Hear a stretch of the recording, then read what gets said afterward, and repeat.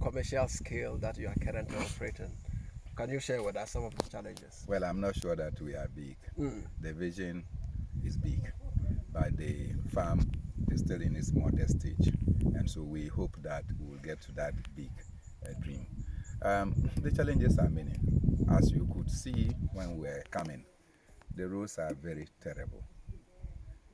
And unfortunately for us, the farm is very remote from town. And so it has to take our own energies and resources to construct roads all the way from the town. And when I mean town, the main road from Naha, we constructed a road all the way to Kambali. And now from Kambali into the farm. And now to construct these paths that you see so that we could be able to access at least a cross section of the farm when we are working. And so that is a major challenge confronting us. So you need to see that we need to do road infrastructure. Electricity is very absent, and there is no electricity around. If we could get support, for instance, for a dam, that dam will not serve our purpose alone. The boreholes that we have, you can see that we put tanks there. The poly tanks that we put there are intended to help others, particularly hunters who will hunt and then come and get lost and tired in the farm. When they see that there is a tank somewhere, they are able to go and fetch water and drink to quench their thirst, become well hydrated to continue their journey. Some people's animals stray here and we construct a place for them. There's water, they come and drink. And so if we have a dam here, to serve not only the purpose in our community here. So within here, you have Kambale, you have Yaro, you have Palamona, you have Danyokura, you have Vise. All these communities are suffering because there is no water. And so water is a very important source, and so that we can be able to. The other part has to do with the youths. As I stand here, we don't know how we will be able to do the second phase of to give the plants so that they can mature. And it's expensive to embark on this kind of thing. Unfortunately, in our system, once you do not belong to a particular political party, even when government support is coming, they are giving in line of political parties, and some of the people do not have the wherewithal to do the kind of work that they have to do. And so you see that, yes, resources are pushed, support is given, but it goes to and so as we start already harvesting, to want to manually harvest 300 acres of maize is a Herculean tax. And above all, the level of losses that you get, obtain when you have to manually harvest this, and the time period you have to use. You need a harvester to be able to do that. Soya bean at a certain point will begin to spill. And so if you are not able to harvest them within the shortest possible time, you have some complications. So some of these challenges are what we face. And above all, as for the pilfering, it's not much of a problem for me. I mean, people come to take a little bit from your farm to go and survive. I'm not worried about that. But sometimes, as it happened to us, there are deliberate attempts to come and burn the farm, the assassins.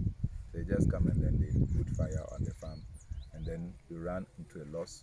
If you are not the type that is motivated and looks forward, you will give up. But our vision is bigger and nothing stops us. So this is what has kept us going. Otherwise, I think that, look, we need opportunities to particularly do more solar pumps within the farm. We need to ensure that we get adequate water sources. You see, we have moved our animals away from the farm to town because we are not even sure of the security of these animals. As I told you, this whole area was fenced. We had some number of sheep here. When the some Fulani man came, and then the sheep followed their cattle, and that was the end of it. And so we need to be able to provide people that will deliberately be responsible for the animals. So going forward, we want to do fish farming. That is why the director of fisheries came to the farm to come and see which locations they can do some fish ponds for us. And of course, we have some animals that we want to integrate within the farm so that we can go all organic farming and not to be relying on these artificial chemicals that we use for manuring and fertilizing our crops, so that we can have an all organic farm. So since starting your farm project, have you received any financial support or equipment support from either government or other organizations to help you in your project? Aside POMTech, that through GIZ, they gave us 40% support for the solar pump that we put. And of course, the um, Savannah Investment project that also came to give us initial grading, clearing of the land. We cleared about 200 acres of the land, which they supported in the clearing. And the clearing is very expensive.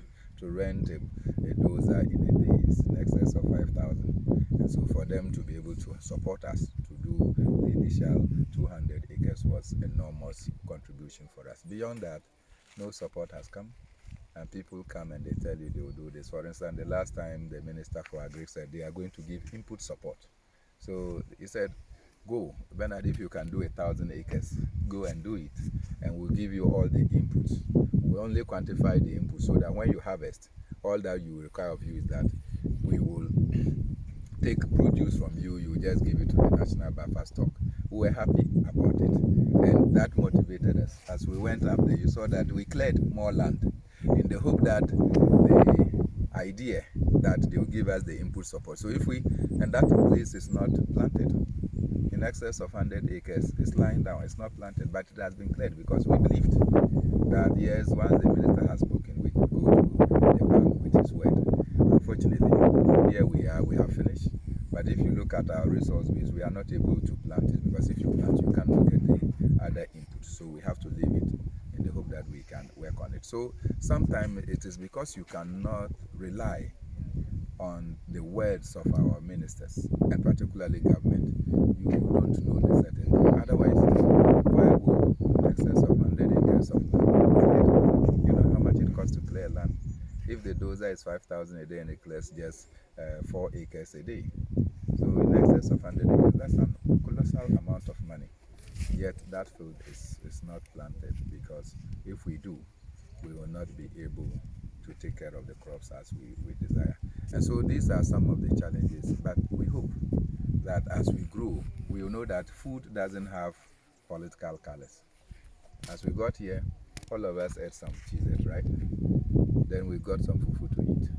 Which political party you belong to, which religious bracket you belong to, which tribe you come from, doesn't matter because we are hungry and we must eat. And so whether it is a Bernard Mornah farm, when the food is produced and it goes into the market, the people that will eat it will not recognize that it came from my farm. And so whatever support that we could give, it will push us. My other disappointment is that politically, I was expecting, for instance, that the minister should be excited that I'm not a small political figure, that you hear that we are doing a farm of this nature. The regional minister should be excited to come around. The DCE of this WA East should want to come and see what is going on here. The director, we wrote to the district director of Agri to inform them that we have a farm going on in their area so they can come and see. It's important that they come and see and also advise us. But it has to take me, for instance, to come and go and look for the fisheries director to come and say, what can we come and do here? It has to take me to go and bring regional crops officer so that he can come and see what we are doing on the farm. These rigidities at the administrative levels also hinders people's desire to come and to do farming. And I think that it is a very exciting venture, and I want to encourage many more people that instead of going to town to open a table store, instead of going to buy cement and now become a distributor, instead of doing some other things, if we invest here, not only will you be excited by the crops you see, but you will also be contributing to lessening the food poverty that we have. And I keep saying that anytime there is food poverty, that means that there is a national security threat. That means that you are providing opportunity for democracy to be broken. Because when people are hungry, they become violent. And so food must be available in order to restore order and to ensure the full maturation of our democratic processes.